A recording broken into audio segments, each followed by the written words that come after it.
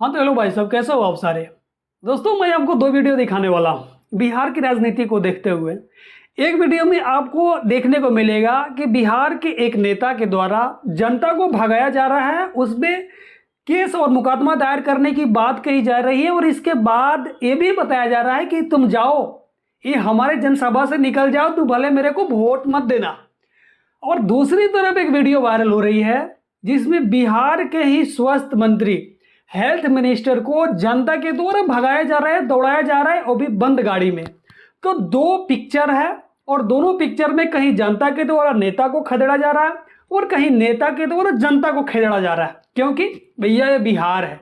और इसी चीज के बारे में हम लोग बात करने वाले हैं इस वीडियो में कि बिहार के अंदर जो राजनीतिक गलियारा किस तरह से गरमाई हुई है और उस गरमाई हुई गलियारों के बारे में हमारा और आपका क्या राय है और इसको देखते हुए अपने को क्या समझ में आता है, इसके बारे में हम लोग इस वीडियो में बात करेंगे। तो चलो शुरू करते हैं। तो दोस्तों, मामला 22 अगस्त की है जब ग्रामीण कार्य विभाग के मंत्री डॉक्टर अशोक चौधरी जाते हैं, दरभंगा जिले के एक प्रखंड में जाते हैं, इस बात को देखते हुए कि आगामी चुनाव जो अक्टूबर नवंबर से बिहार के अंदर विधानसभा की होने वाला है, और इसको देखते हुए जाते हैं कि जो जनसभा करेंगे, जनता से बात करेंगे, उनकी समस्याओं को सुनेंगे और उनकी समस्याओं को सुनते हुए निदान करने का भी प्रयास करेंगे।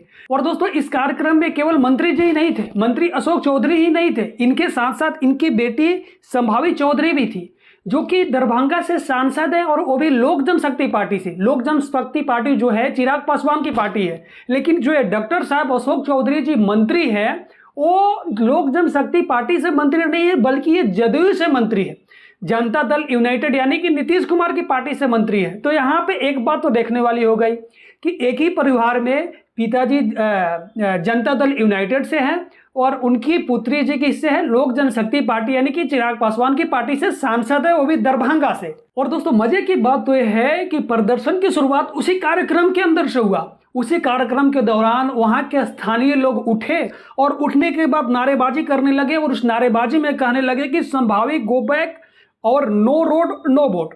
संभावी चौधरी जब उनकी बेटी मंच पे खड़ी हुई कुछ बात अपने कहने के लिए, तो उनके बात कहने के पहले ही वहां के जो भी प्रदर्शनकारी लोग थे, वहां के स्थानीय ग्रामीण लोग थे, उन लोगों के द्वारा प्रदर्शन किया जाना शुरू कर दिया गया और go back no road no vote की नारेबाजी चालू हो गई, क्योंकि उन लोगों के द्वारा आपत्ति जताई गई कि वहाँ के आसपास के जो भी रोड है उस रोड में इतना गड्ढा है कि बारिश के समय में पानी भर जाता है और चप्पल जूता भीग जाता है। और ध्यान रखने वाली बात यह है कि उसी दरभंगा जिले से सांसद भी है इनकी बेटी, समझ रहे हो ना, जो कि लोक जनशक्ति पार्टी से है। और इसको देखते हुए मंत्री जी अशोक चौधरी भड़क गए और भड़कने के बाद डीएसपी को यानी कि प्रशासन को ये निर्देश दिए कि भाई तुम ये सबको फोटो ले लो और सबकी फोटो लेने के बाद इस पे जांच बैठाओ कि सरकारी काम में बाधा पहुंचा रहा है। और इसके बाद उनके द्वारा ये भी कहा गया कि तुम लोग यहां से निकल जाओ, चले जाओ, तुम लोगों की वोट हमको नहीं चाहिए। और दोस्तों, इसको देखने के बाद अफरा तफरी इतनी मच गई, क्योंकि प्रदर्शन हो रहा है, उधर नेता के द्वारा कुछ और किया जा रहा है, तो हीट तो बढ़ेगा ही। और इसको बढ़ने के बाद पुलिस के द्वारा इस पे कंट्रोल किया गया। और दोस्तों, अगर इसको राजनीतिक परिदृश्य में समझा जाए तो आने वाला आगामी विधानसभा चुनाव बिहार के अंदर अक्टूबर नवंबर के अंदर होने वाला है। और इसको देखते हुए जो भी पार्टी है जनता से जन संवाद कर रही है, उनसे रिश्ते मजबूत कर रही है वोट बैंक के चक्कर में। लेकिन इस सिचुएशन में और इस समय में अशोक चौधरी के द्वारा दिया गया यह बयान ये कहीं ना कहीं जदयू और बीजेपी के साथ साथ पूरे एनडीए गठबंधन पे बैकफायर करेगा। और जो अशोक चौधरी है ये दलित पिछड़े के नेता है और उसी बैकग्राउंड से आते हैं। और इस सिचुएशन में देखा जाए तो दलित पिछड़े का जो भी एक वोट बैंक है ना, बिहार के अंदर एक बहुत ही तादाद में है। और बात करें ग्रामीण इलाकों में, तो ग्रामीण इलाकों में जो सारी वोट बैंक है ना, वहाँ पे जो इंफ्रास्ट्रक्चर है वो काफ़ी कमज़ोर है, समझ रहे हो ना। और उस इंफ्रास्ट्रक्चर को देखते हुए और उस ग्रामीण इलाकों के वोटरों की मानसिकता को देखते हुए, उनकी सोच को देखते हुए, उनकी डिमांड को देखते हुए, कहीं ना कहीं जो इनकी बातें हैं एक काफ़ी विवादित बयान है। हालांकि जो ये बात बोल रहे हैं कि वोट मत देना, तुम यहाँ से निकल जाओ, तो ये बात सोचने वाली है। कहीं ना कहीं एनडीए गठबंधन पे बैकफायर करेगी ही करेगी। और इसको देखते हुए जो भी विपक्षी पार्टी के नेता है, चाहे तेजस्वी हो गए, राहुल हो गए और अन्य गठबंधन जो पार्टियां हैं बिहार में विपक्षी दल की, खास तौर पे इसको टारगेट करेगी ही और इसी टारगेट को करते हुए वोट बैंक भी अपना साधेगी। और इसी बयान को देखते हुए विपक्षी पार्टियों के द्वारा अपना अपना निशाना साधा जा रहा है। कांग्रेस को द्वारा यह कहा जा रहा है कि यह सरकार का अहंकार है जो प्रधानमंत्री से लेकर उनके मंत्रियों तक जाता है।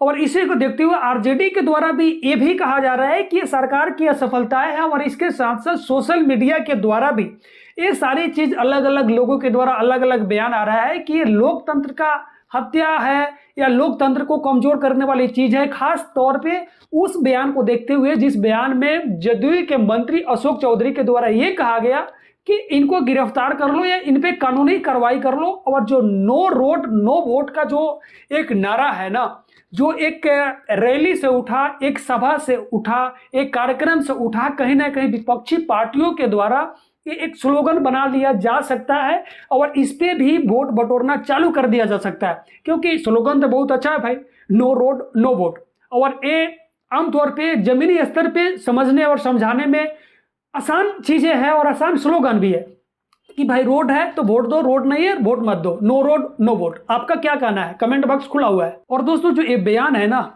सरकार पे बैकफायर करेगी ही करेगी। एक तो जदयू बीजेपी के कारण बिहार के अंदर काफी कमजोर कड़ी पड़ गई है और इस कमजोर कड़ी को देखते हुए उनके नेताओं के द्वारा इस तरह से बयानबाजी करना कहीं ना कहीं जनता के मन में एक संतोष का भाव उत्पन्न करेगा कि एक तो जदयू की कोई भी मतलब जिस तरह से पहले आज से 5 साल 10 साल पहले जदयू की जिस तरह से बिहार के अंदर एक नाम था, बीजेपी के गठबंधन के बाद वो जमीनी स्तर पे उतना दिखता नहीं है आमतौर पे हम बात करें तो। और दोस्तों दूसरी बात यहाँ पे ये भी है कि यहाँ पे परिवारवाद की भी बात आती है, क्योंकि एक तो अशोक चौधरी जदयू से नेता है, मंत्री है, दूसरी तरफ लोक जनशक्ति पार्टी यानी कि चिराग पासवान की पार्टी से उनकी ही बेटी सांसद है और दोनों एक ही मंच पे थे।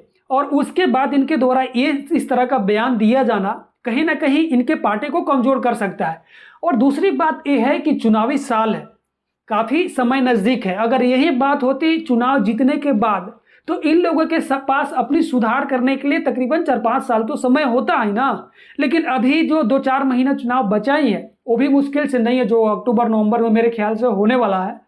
और उस एक मतलब इस तरह से टाइम पीरियड में और इस तरह से बयानबाजी करना कहीं ना कहीं बेटा बैकफायर तो करेगा ही। दोस्तों आपका क्या राय है कमेंट बॉक्स में जरूर बताना। बाकी हम मिलेंगे किसी नेक्स्ट वीडियो में, तब तक के लिए थैंक यू, जय हिंद। चैनल सब्सक्राइब कर लेना।